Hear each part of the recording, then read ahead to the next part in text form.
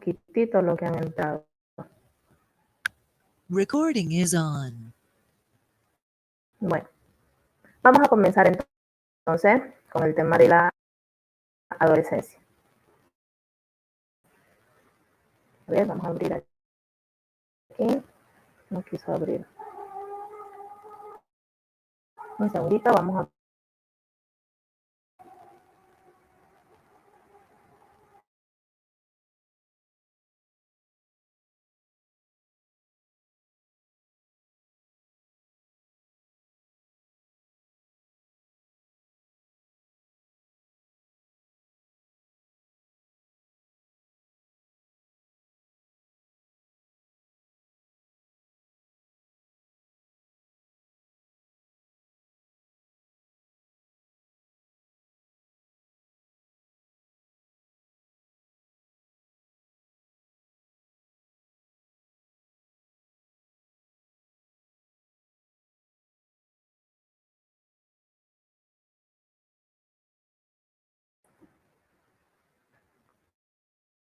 Bien, ahora sí. Ya lo tengo en la pantalla. Vamos a esperar que siga cargando. Bueno, iniciamos entonces, ¿ya? ¿Me escuchan, verdad? ¿Pueden ver la pantalla? ¿La adolescencia? Sí. Bien. Espero que todos están bien, porque solo una me responde. Qué barbaridad. Sí, profe. Entonces, Inicie, esta sí, etapa, muy bien. Esta etapa, como estábamos hablando en el tema anterior, la personalidad es el resultado de las experiencias que se viven acorde a lo largo de nuestras vidas. Sin embargo, para explicar en este periodo de la adolescencia que es tan caótico para el ser humano, porque es un periodo de transición entre la inmadurez hacia la vida adulta, entonces esta adolescencia se caracteriza por ciertas situaciones que las vamos a ver una por una. Eso es lo interesante de la adolescencia. Bien, primero diremos que la adolescencia comprende desde el fenómeno que se llama pubertad hasta que la persona adquiere un estatus de adulto. Quiere decir que ya se sienta capaz de desenvolverse de forma autónoma y libre. Cuando hablamos de forma autónoma y libre, quiere decir que decida, pueda elegir lo que es mejor para sí mismo y pueda actuar en base a lo que cree que es correcto. De eso se llama, de eso se trata, ¿no? Ahora la pubertad. Este momento de la pubertad supone que el hombre o la mujer ya han llegado a cierta madurez de sus órganos biológicos. Estos órganos biológicos son los que permiten la reproducción. Es decir, que se supone que esta pubertad es un indicador de que tanto el hombre como la mujer ya pueden concebir descendencia, ¿ya? Sabemos que existe una madurez sexual biológica, pero esto no quiere decir que psicológicamente esté acorde y estén en coordinación, ¿ya? Veamos de qué se trata. En las mujeres, la pubertad viene con la menarca. La menarca es la menstruación, la primera regla en las mujeres, que sucede alrededor de los 11 y 13 años en las mujeres. Sí hay, y claro que lo hay, niñas que tienen su primer periodo antes de los 10 años, claro que sí existe, ¿por qué no? Esto se debe a metabolismos muy acelerados, tal vez debido al tipo de alimentación que se consume o tal vez debido a un factor genético. De repente los padres tuvieron esa misma situación, puede ser heredado también, ¿ya? Y en los varones, el inicio de la pubertad o lo que marca la pubertad es un poco más difícil, porque obviamente a los varones no tienen un periodo que les viene cada mes, ¿no? Pero sí se puede conocer a través de las primeras poluciones nocturnas. Esto sucede alrededor de los 12 y 14 años. ¿Las poluciones nocturnas qué son? ¿Qué son? No, es cuando el hombre tiene una erección, creo. Exactamente, tiene su primera erección e incluso tiene su primera eyaculación, ¿ya? Porque es algo que no lo puede controlar. Entonces lo mismo sucede con las mujeres, ¿no? Entre 11 y 13 y los hombres entre 12 y 14 años. Esto es teoría, valga la aclaración. Desde el punto científico, sí, digamos, un hombre y una mujer fácilmente pueden procrear, pero sabemos que no son las condiciones adecuadas porque, bueno, no tiene estabilidad, no tiene madurez, como quien dice, criterio, no hay una estabilidad laboral, no hay eso. Pero biológicamente los órganos ya están dispuestos para poder procrear. Entonces, biológicamente hablando, ya podemos hablar de una pareja que pueda concebir, ¿ya? Ahora, sigamos aquí. Hablemos de las características. El crecimiento físico es lo que determina la capacidad sexual. Lamentablemente, hay una cultura que valora más ¿cómo le diré? Las características de niño y de niña. Esta es una tendencia un poquito más psicótica porque sale fuera de los esquemas, ¿no? De la valoración real de un ser humano. Sabemos que un niño o una niña no son aptos para procrear, sino que estamos hablando de que deben haber ciertas características físicas en el organismo que determinan esa capacidad sexual. Por ejemplo, en las mujeres, el vello púbico en las zonas, ¿verdad? Debajo de las axilas, bueno, en las axilas, y el vello púbico, ¿no? En el monte de Venus, en la parte frontal de la vagina. El crecimiento de los senos, las caderas se ensanchan y obviamente el que más detona es la menstruación. Ahora, en el caso de los varones, las características también hacen que se acumule ciertas cantidades de grasa y ciertos músculos empiecen a ensancharse, como por ejemplo los hombros, ¿no? Entonces sabemos que el hombre siempre tiene la espalda más ancha. La dilatación de la laringe es lo que provoca el cambio de voz, ¿verdad? Esto es curioso porque podemos ver a un niño de 12, 13 años hablando como niño, con una voz delgadita, y después la siguiente semana ya lo vemos todo bozachudo. Es así, es un proceso brusco. También viene lo que dijo su compañera, la primera eyaculación. Aumenta la vellosidad, en el hombre es más marcado que en la mujer. Y también la pilosidad del rostro, ¿no? O sea, las facciones ya son más características. Tenemos, ¿cómo se llama? El rostro de la mujer es más fino y el del varón es más rústico, ¿verdad? Entonces, estos cambios físicos son los que se dan, los que son esas características de capacidad sexual que hacen que ya una niña y un niño dejen de ser niñas y niñas, ¿verdad? En la adolescencia, tal vez yo digo que es el tema más complicado de tratar, es la sexualidad. La sexualidad influye con fuerza en la identidad. ¿Qué quiere decir esto? Sabemos que el tema de la identidad precede desde los tiempos de la infancia, primera, segunda y tercera infancia, ¿se acuerdan, no? Cuando el niño se enamora de la mamá y tiene rivalidad con el padre del mismo equipo, ¿no? Sin embargo, el tipo de familia y el ambiente influye para lograr esas actitudes. Imagínense que nos encontramos en un hogar donde no hay un papá o no hay una mamá. Si es un niño y no hay una mamá, ¿de quién se va a enamorar? ¿De quién va a copiar o va a imitar los patrones de cortejamiento y enamoramiento? Entonces hay problemas de identidad, ¿ya? Algunos facilitan la definición de la identidad, otros dificultan, los hace más difícil para estos niños, ¿ya? Otro factor en esto de la sexualidad es la presión social. Tal vez a ustedes no les ha pasado, pero resulta que los grupos de amigos, que es una etapa bastante social en ciertos adolescentes, los grupos de amigos son un tipo de presión que hacen que el adolescente se aventure a experimentar relaciones sexuales tempranamente, lo cual no es malo, sino que es peligroso, ¿verdad? Una experiencia es una experiencia más, pero sí que es peligroso por el hecho de no tener las precauciones adecuadas. Y ahí es cuando se ven los embarazos no deseados o muchos adolescentes que contraen enfermedades como el SIDA. Y ahí lamentablemente no hay vuelta atrás, ¿ya?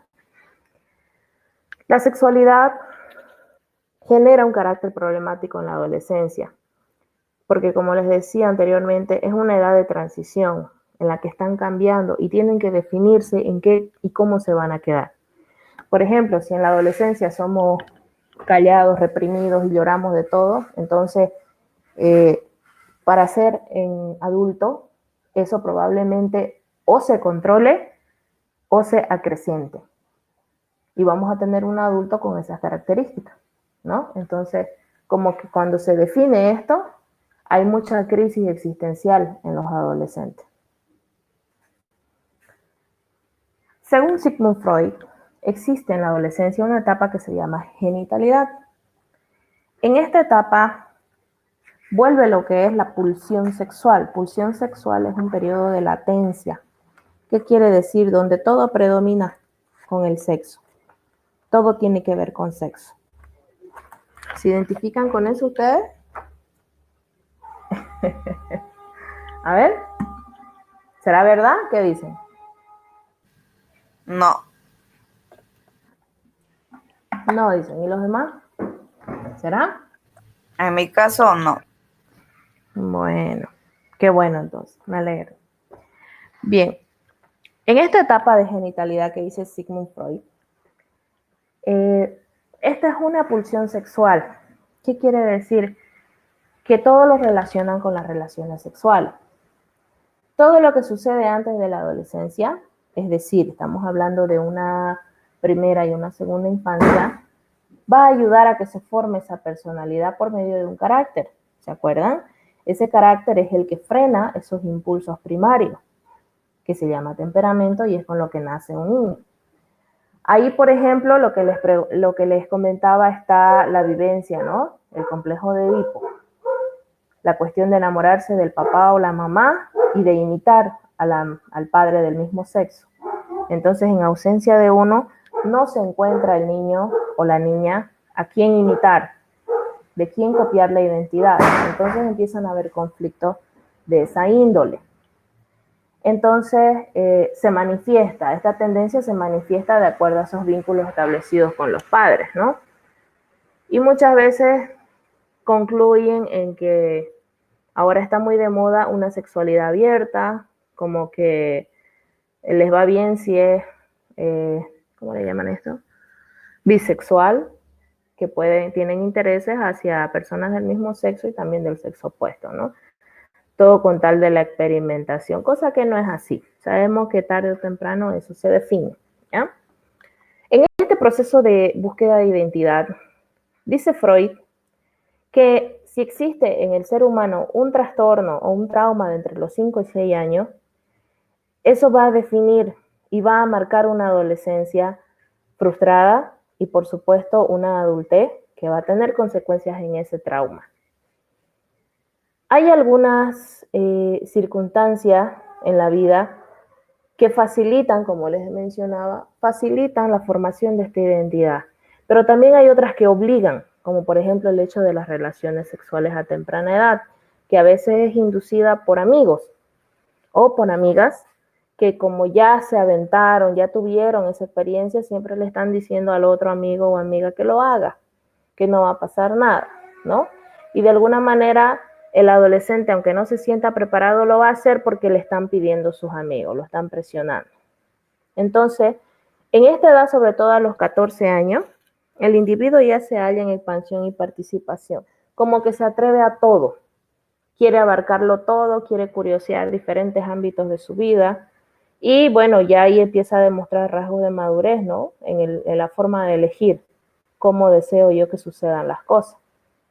Entonces, si sí o no, si depende mucho de la forma, los valores que le han inculcado y toda esa historia de vida y cultura le va a influir en ese momento, ¿verdad? Y por supuesto, existe confrontación con los padres. ¿Por qué? Porque por simple rebeldía, a veces los padres cometemos el error de que, pucha, está en la edad del burro, decimos, ¿no? No hay que hacerle caso, está en la edad del burro. Y sin embargo, en esta etapa los adolescentes demandan mucha atención. Entonces depende del tipo de atención que le dan los padres para que esto se convierta en confrontación por la rebeldía o se convierta en algo democrático. Pedir opinión, qué quieres, qué te gusta, estás de acuerdo, por qué no estás contento, qué sugieres, qué podemos hacer, ¿no? Entonces ya se le otorga un rol de más importancia a este adolescente. Luego también el autor Erikson plantea dos situaciones, la identidad del yo y la confusión de roles. Esto es como que es ya una alteración, una desviación, se puede decir, de la personalidad en la etapa adolescente. Por ejemplo, Erikson plantea que esta situación empieza desde la pubertad y finaliza entre los 18 y 20 años. Entonces dice que la identidad yoica, o sea, el yo, significa saber quiénes somos y cómo encajamos en el resto de la sociedad. Es decir, que si en este periodo de tiempo el adolescente logra identificarse de dónde es, hacia dónde va, qué características tiene, se ubica bien, quién es, qué tipo de persona es, de qué familia procede, etcétera, entonces estamos hablando de que esa es una identidad del yo. Está regulando, reafirmando su realidad. Entonces, cuando existe la confusión de roles, es más al contrario. El adolescente no sabe cuál es su lugar en la sociedad y en el mundo. Entonces empiezan las crisis existenciales. ¿Y para qué? Si no vale mi opinión. ¿Pero quién soy yo para decir algo? Pero no, deben haber cosas más importantes que lo que yo diga o que lo que yo piense, ¿no? Entonces como que empieza una subestimación hacia sí mismo. Y esa es la confusión de roles, porque no saben, como quien dice, ¿qué estoy haciendo en este mundo? ¿No? Luego, otra situación que se da en la adolescencia son los ritos de paso. Los ritos de paso, bueno, es algo que me llama la atención, porque culturalmente hablando, los ritos de paso son bien marcados en civilizaciones que son un poco más conservadoras, que son cerradas. Por ejemplo, en las culturas primitivas, este adolescente, cuando ya manifiesta rasgos de que está cambiando, de que obviamente ya no es un niño o niña, lo que hace es que al adolescente lo sacan de la comunidad. Lo sacan, es como que lo expulsaran. Lo despiden y el adolescente tiene que salir y tiene que sobrevivir por sí mismo. Ellos deciden si un mes o 20 días, bueno, no sé exactamente cuánto, pero tienen que sobrevivir por sí mismos sin pedir ayuda a nadie, ni a los padres, ni nada. Entonces, en este momento es que el adolescente define realmente, supuestamente ya vuelve hecho todo un hombre, ¿no? Y ya tiene toda la disposición de contraer, de tener una mujer y formar una familia, ¿verdad? Entonces estos adolescentes se van al monte, se van lejos, tienen que esperar el tiempo que les dicen, tienen que cazar algún animal simbólico, algo que los represente, volver con esa pieza de ese animal, puede ser un colmillo, una pata, una cola, una pluma, no sé. Entonces ahí buscan su inspiración para poder sobrevivir en este tiempo. Obviamente en la sociedad actual no se da esa situación. Sin embargo, hay algunas cositas que quedan por ahí, como por ejemplo los 15 años. ¿A quiénes les han hecho sus 15 años? Su fiestita de 15 años, a ver. ¿A quiénes les han hecho sus quinceañeros? Solo churrasco. Bueno, pero fue un festejo, ¿verdad? Yo no quería. Me obligaron. Ay, qué mal. No digan eso. No todos los padres hacen eso. Mire, culturalmente hablando en la actualidad, ya esto es como algo natural, ni siquiera se examina de qué se trata esta fiesta de 15 años. Y lo hacemos, diré, pues bueno, yo no tengo hijos de 15 años, ¿no? Pero yo sé que si en algún momento me toca, yo sé qué le voy a hacer. Estos 15 años marcan la diferencia de lo que es la vivencia infantil. Como que ya estoy presentando a mi hijo o a mi hija en sociedad, de que es una persona que ya es apta socialmente para ser conocido, para representar a mi familia e incluso para contraer nupcias. Porque antiguamente las fiestas eran para eso.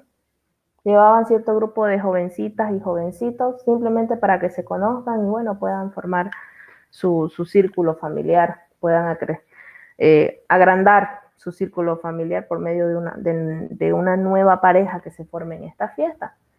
Entonces, ¿eso lo hacemos? Sí, lo hacemos, independientemente si conocemos el significado o no, ¿verdad? Y los quinceañeros son bien esperados, porque en el colegio, yo me acuerdo cuando estaba en el colegio, siempre veía, obviamente, que mis compañeras, las que eran mayorcitas, esas eran las que primero cumplían 15.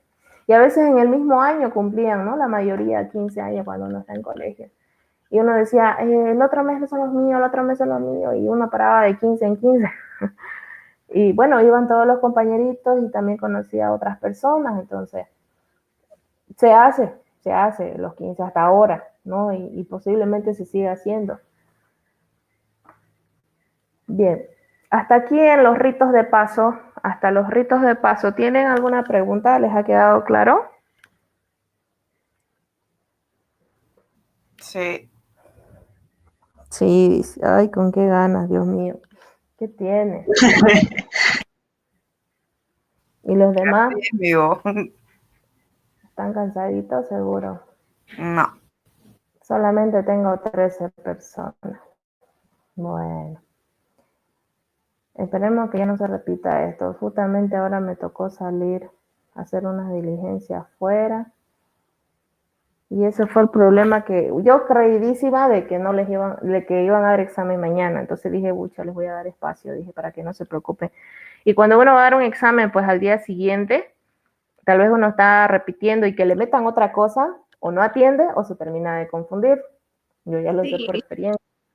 Entonces, bueno, les voy a ceder, dijo una colega de biología de otro grupo, no de ustedes, me dicen, yo les dije que hagan eso, ¿por qué no les decís? Me dice, porque es pesadito. Bueno, ya, porque según lo que me dicen, es que es acumulativo. Tienen opciones de acumular en el primero y en el segundo para poder dar el examen final, ¿verdad? ¿O solo son dos? Solo son dos. Son dos.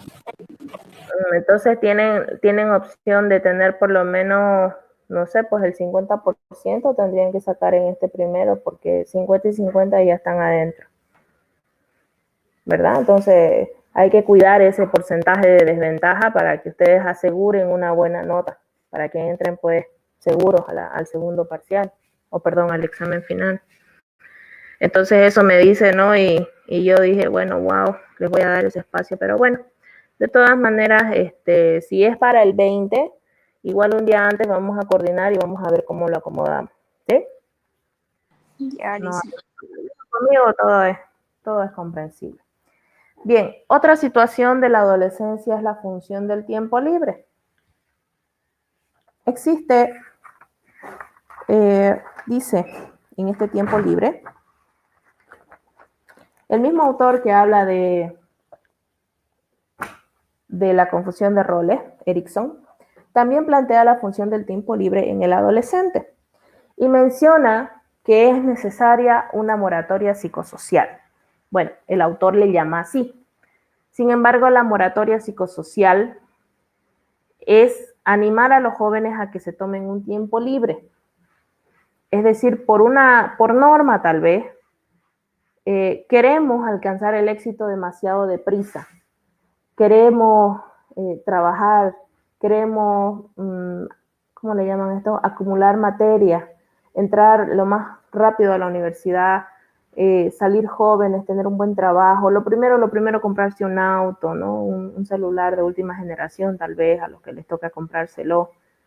Entonces, esta etapa es muy importante para la reflexión de esas cualidades de fantasía que tiene un adolescente.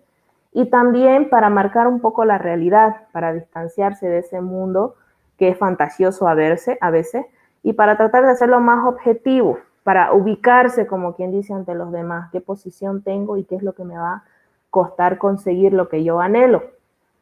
En este sentido, cuando hay mucha reflexión o como quien dice, mucha sobredimensión, se da lo que es el fanatismo. Este fanatismo está marcando una tendencia mal adaptada.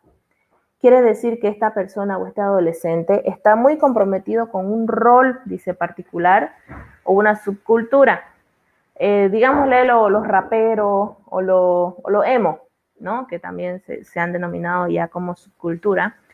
Entonces está tan metido que todas sus actividades y todo su comportamiento está en función a lo que dice o haría un emo. De manera que no dan espacio, no dan tolerancia a otras formas de comportamiento. Y esto es fanatismo, porque este estudiante cree que solo esa forma es su única forma de ser y es la mejor que existe. Entonces está tan enraigado en esta situación que se mal adaptó. Entonces, por un lado, ya esto es una alteración, ¿verdad? Con ese tiempo libre. Ahora, existe también otro extremo que se llama el repudio. Esta moratoria psicosocial de tomarse el tiempo libre también puede ocasionar repudio. Y ya esto se trata de que no se toleran a sí mismos como seres individuales en un mundo adulto. Y tienen la tendencia de realizar cosas destructivas. Y ahí es cuando se asocian a pandillas, experimentan con drogas, muchas veces las comparsas. No crean, las comparsas a mí, desde el punto de vista del carnaval y la alegría, lo veo como una bonita forma de confraternizar, pero también hay extremos que las comparsas o por el alcohol desmedido se permiten y bueno, ya eso sale de ser algo socialmente aceptable, ¿no? Ya termina siendo una extravagancia. Y bueno, por último viene la fantasía psicótica. Las fantasías psicóticas ya son, como quien dice, desviaciones de la mente que el adolescente cree que es correcto, cree que se justifica. Entonces, este adolescente dice, entre ser malo y ser nadie, eso es mejor que no saber quién soy. O sea, no le importa hacer daño o no le importa que no lo tomen en cuenta, porque al final solamente se da cuenta de que a nadie le interesa lo que él o ella piensan, sienten o qué gustos tienen. Entonces, es muy peligroso esta función del tiempo libre, mientras algunos están ocupados, tal vez leyendo un libro, viajando a un lugar para conocer acerca de alguna técnica de agricultura o de ganadería, o a alguien le interesa de repente aprender a tocar un instrumento, otros están creando un fanatismo, un repudio, o ya están en, como quien dice, en la fantasía psicótica. Por eso al adolescente marcado de cerquita y bien estricto, ¿no? Siempre tiene que ser así. Luego tenemos la vida escolar. A pesar de todas las contradicciones en la adolescencia, sobre todo en la parte emocional de la sexualidad y todo eso, en la etapa de la adolescencia es bien marcado porque existen crisis, ¿verdad? Estas crisis existenciales hacen de alguna manera que los adolescentes se atraigan, se asocien. Supongamos que ustedes están en la etapa adolescente. Bueno, yo sé que todos han pasado por ahí, pero tal vez no con las mismas experiencias. Supongamos que un adolescente tiene bastante crisis existencial y encuentra a otra persona de la misma línea. Entonces se van a atraer, se van a juntar y se van a, como quien dice, se van a fusionar. Y se puede crear un vínculo muy fuerte ahí porque ambos se entienden, se conectan, tienen los mismos gustos. Como que se identifican en su depresión, en su dolor, ¿no? Y esas vivencias afectivas se convierten en unos lazos fuertes. Entonces esa intensidad le va a quitar tiempo a realizar las actividades escolares. Podemos tener estudiantes muy inteligentes, claro que sí los hay y por supuesto que hay muchísimos. Sin embargo, por estar dando mucho espacio a estas actividades, entonces dejan de tener ese rendimiento bueno que tenían y empiezan a decepcionar a los maestros, bajan las notas, etcétera, etcétera, ¿no? Entonces, le dan más ventaja, como quien dice, a lo hipotético que a lo real. ¿Qué quiere decir esto? como que hacen mucha teoría, piensan mucho, le dan muchas vueltas y se pierden de lo real, dejan de ser objetivos. Y por otro lado, algunos adolescentes entienden ya conceptos abstractos. ¿Qué quiere decir? Cuando hablábamos de la teoría de Piaget, hablábamos de operaciones concretas y operaciones formales. Las operaciones formales se dan a partir de los 12 años, 11 y 12 años, que justamente coincide con la adolescencia. Quiere decir que ya el adolescente tiene conceptos abstractos, como por ejemplo, alegría, emoción, trabajo, sensación, dolor, ¿no? Entonces son cosas que no se pueden palpar, no son concretas, pero sí las entiende porque son conceptualizaciones. Entonces esta época marca también la adquisición de ese pensamiento científico. Si yo estoy comunicando mis emociones no las puedo yo contener en una mano, no las puedo ver, no las puedo palpar, pero lo puedo manifestar. Entonces al encontrarme con otra persona con la misma situación, yo lo voy a comunicar y me entiende y entiendo lo que me quiere decir. Y todo eso son pensamientos abstractos, que son propios del pensamiento científico. Por lo cual esta adolescencia es muy importante para poder conocer carreras o intereses profesionales, pero que sean definidos. Atentos los padres, porque en esta parte los padres tienen que influir o tienen que direccionar, que no se convierta en un fanatismo o en un repudio. ¿No ves? Como lo dijimos, es importante total criterio, discreción y sobre todo democracia para tomar decisiones con un adolescente, porque esta etapa es la más conflictiva. Yo sé que muchos de nosotros no recordamos, no me acuerdo qué hacía, si yo era bien, yo era tranquilo. Una cosa es lo que vemos nosotros, otra cosa nos dirán nuestros padres. Pregúntenle, traten de recordar algo. La verdad que yo a la edad que tengo no me acuerdo, pero ustedes están todavía más cerca de recordarlo. Y bueno, traten de asociar con las cosas que hemos visto hoy y van a ver que sí, estamos por ahí tratando de darle una explicación a ciertas actividades, a ciertas acciones que teníamos, ¿verdad? Sí, creo que hasta aquí tenemos esta primera parte. Sí, hasta aquí tenemos. ¿Tienen alguna duda, pregunta? ¿Está claro? ¿Le entendieron? Sí, se entendió, Alicia. ¿Qué dicen los demás? A ver. Se entiende. Se entiende. ¿Se entiende? Bien, el día de ayer les dije una pregunta. ¿La pudieron resolver? ¿Se acuerdan la pregunta? Yo no me acuerdo. ¿Cómo? Pues, ¿no se acuerdan la pregunta? A ver, ¿quién me recuerda la pregunta? Hasta yo me estoy confundiendo. ¿Cuál era la pregunta? Ah, ya, de la personalidad.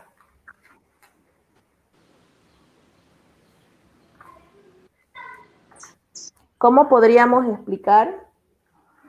No era de la personalidad, era del tema 2. ¿Cómo podríamos explicar una conducta desde el sistema nervioso y del sistema endocrino? Eso, esa era la pregunta.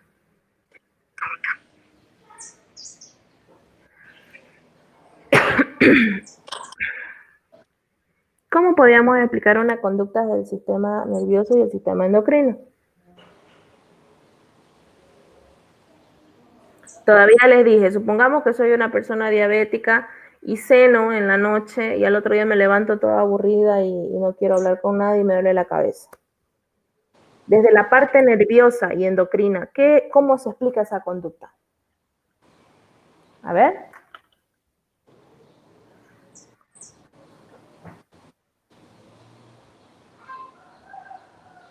Miren que mañana van a dar, bueno, no mañana, sino que van a tener un examen.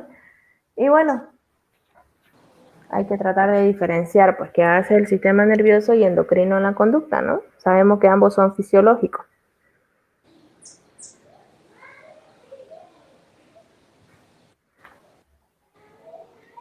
A ver, ¿dónde está Sileide? Ramos. Sileide, buenas tardes. ¿Me puede contestar lo que acabo de preguntar? Sileide. Buenas tardes, dicen. A ver, dígame, ¿cómo se explica desde desde el sistema nervioso y endocrino lo que le acabo de mencionar?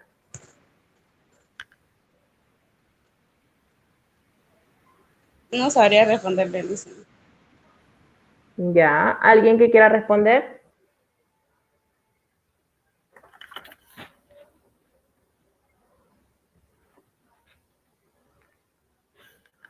Ya se están saliendo ya. Bueno, modérense, caramba. Camila Flores. Hola, Camila. Buenas tardes. ¿Me puede responder? Buenas tardes, Elisa.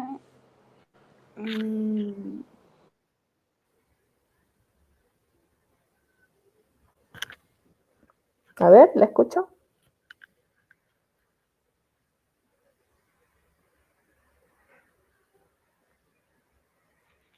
No sabría qué responderle, Elisa. A ver. Bueno, les voy a ayudar.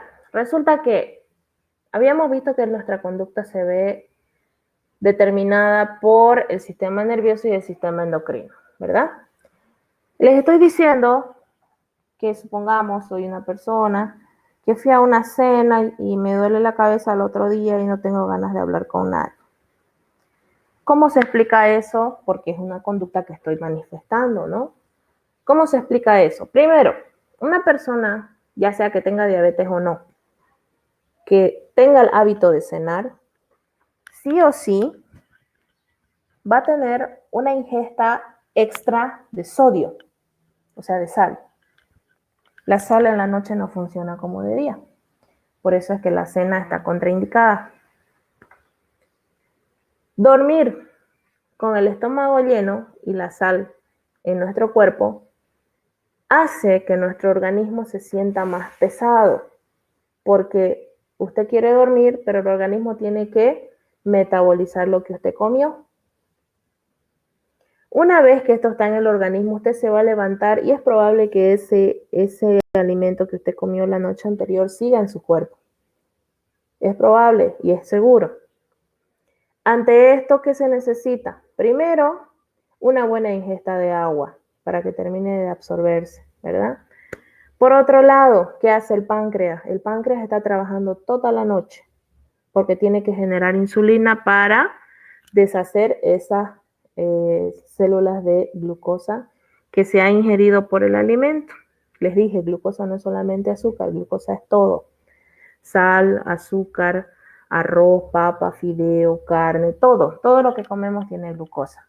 La glucosa es un energético en forma de azúcar, que se llama así un azúcar que todos tienen los alimentos y que aporta energía para poder realizar las actividades, ¿verdad? Es como la gasolina de un motor.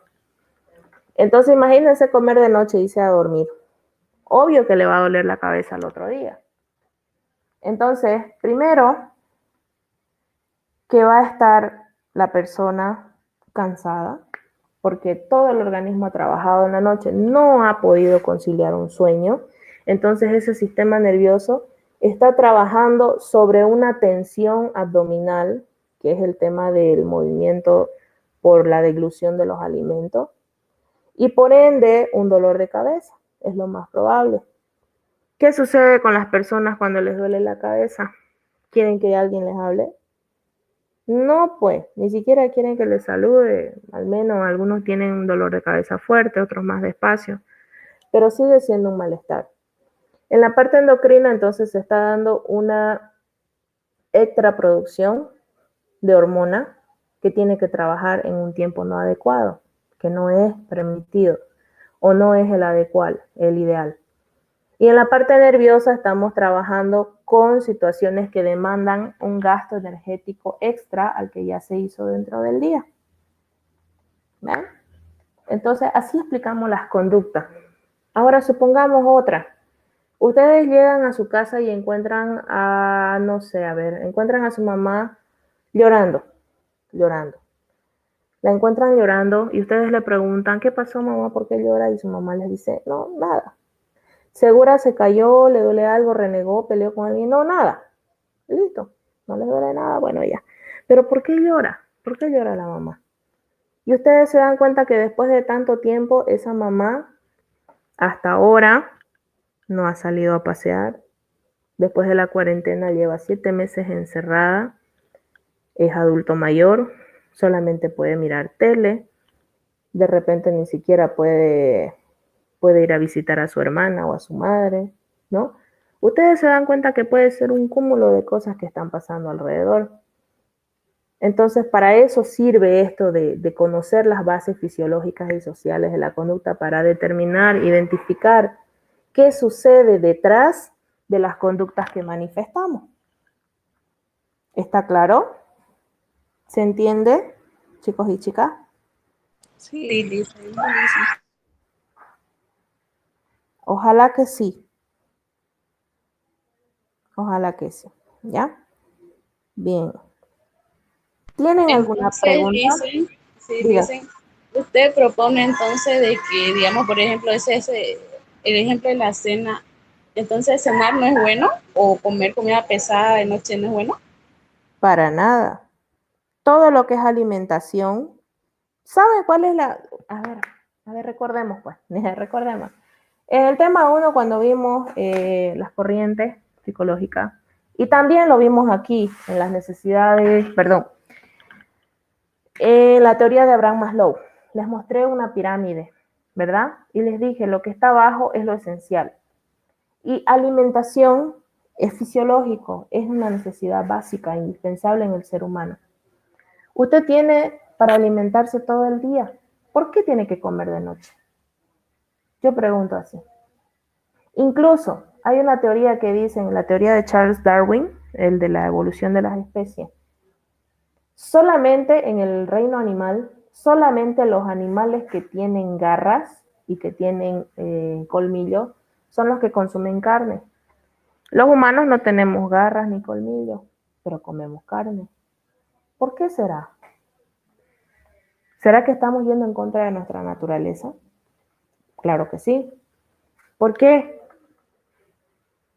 ¿Cuándo se ha visto que un ser vivo se coma a otro ser vivo? A no ser que no sea por un instinto básico. Los animales sí lo hacen, pero nosotros,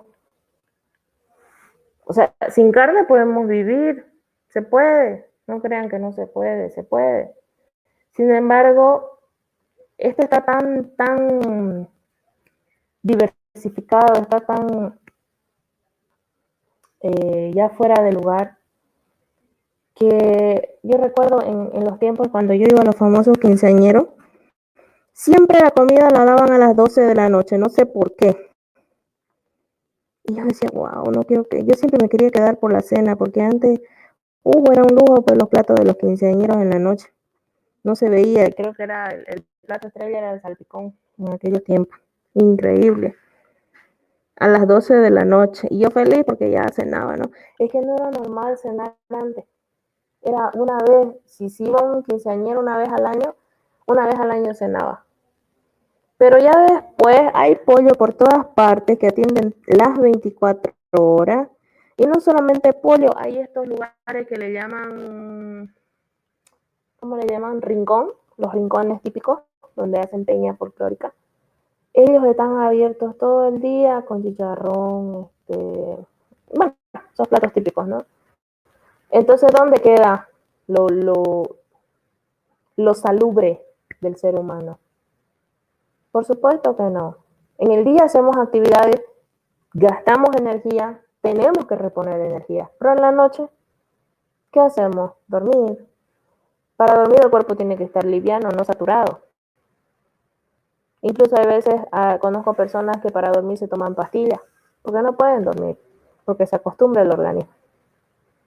A mí la primera vez que me tocó hacer dieta, y lo digo que hice dieta y casi me muero, llegaba a las 7, 8 de la noche y aunque yo esté lejos, yo olía que alguien a mi lado estaba haciendo pollo a la broster.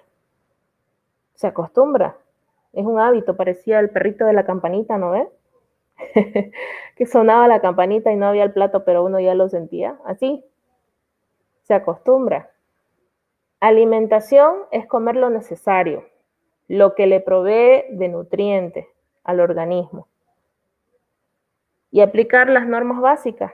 El desayuno como rey, el almuerzo como príncipe y la cena como mendigo. ¿Qué cena el mendigo? Nada.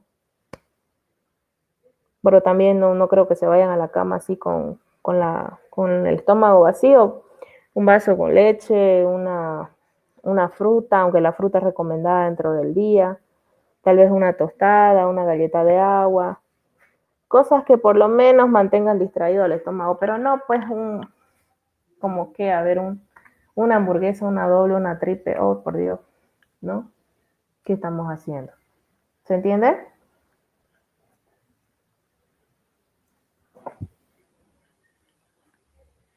¿Se entiende? Hola. Sí, Licen, gracias. Sí. Ojo, no van a decir, ay, no, la Alicia nos ha dicho que no tenemos que cenar. Cada quien es libre. Todos podemos hacer. Yo ceno. No lo digo que no. El estilo, el hábito de vida nos tiene a nosotros muy encajonados. Yo soy una persona que almuerzo tarde, termino el taller con ustedes y automáticamente entro a otro y salgo a las tipo 2:15, 2:30. A esa hora estoy almorzando.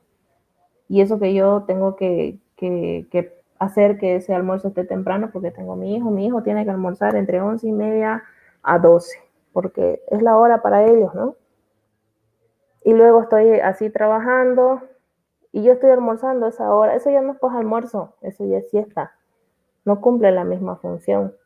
No se va a metabolizar de la misma manera. No hay un aporte energético adecuado en la hora, en el momento. Todo se altera, pues. Lo único que tengo esperanza es que yendo a trotar en las noches, como estoy yendo a trotar, ojalá que eso me ayude un poco. ¿Ustedes hacen deporte? ¿Están haciendo ejercicio? Sí. Sí. ¿Y los demás? Bueno, yo les digo como persona ya mayor, como mamá, traten de incorporar un estilo de vida saludable a su rutina y que no su rutina se adecue a un deporte. Es lo que estaba comentando en la mañana con la esposa de mi hermano. Ella me dice, yo me levanto, me pongo a hacer el desayuno para mis hijos, después tengo que pensar en el almuerzo, que esté temprano, porque luego tengo que salir, y vuelvo en la tarde, y bueno. Y yo, ¿y en qué rato hacer gimnasio o algo? Porque ella me dijo que estaba en el gimnasio. No, yo voy solamente 2 veces a la semana cuando me da tiempo. Pero sí, esto es como el desayuno. Increíblemente, hacer ejercicio es como el desayuno. Todos los días hay que hacerlo. 30 minutos de obvio, no les digo vayan y corran toda la manzana y luego caminar, ¿no? Sí, por lo menos caminar o prendan sacar al perro, por lo menos. música, enciendan una música ahí bonita, hagan unos cuantos cardios, ya, digamos, están haciendo trabajar, tonificando, que circule, que se oxide, que se oxigene esos pulmones, ¿no? Es muy importante, había sido muy importante, chicos, ¿ya? Bueno, ¿qué otra cosita que quieran compartir? ¿Algo que quieran comentar? ¿Se entendió? ¿Qué les pareció la clase? ¿Les gusta? ¿No les gusta? Espero que sí les guste. ¿Ya? ¿Tienen alguna duda, pregunta, comentario? Esto también va a subir a la plataforma y también se los voy a pasar. El video, ¿ya? ¿Algo más que quieran comentar?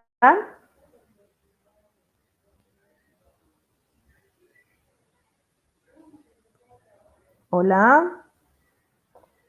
Solo 12 personas.